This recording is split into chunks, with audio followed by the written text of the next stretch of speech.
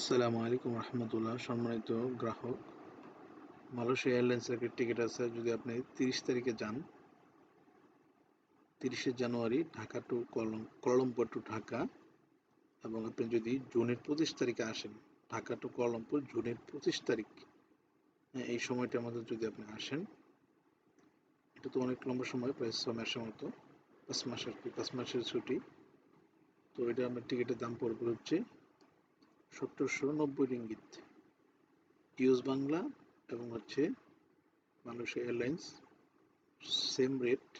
এবং হচ্ছে ইউএস বাংলা বারাং নিতে পারবেন 25 টাকা কেজি এয়ারপোর্ট থেকে, আর মালয়েশিয়া এয়ারলাইন্স 15 টাকা 16 টাকা কেজি হচ্ছে বুকিং দিতে পারবেন টিকিট কেনার সময়। মালয়েশিয়া এয়ারলাইন্স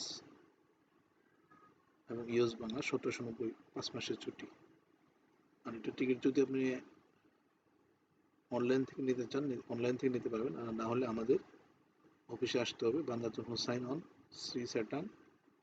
আর আমার বিভিন্ন জায়গায় আমার এজেন্ট আছে, এজেন্টের কাছে নগদ টাকা ক্যাশ দিতে পারবেন।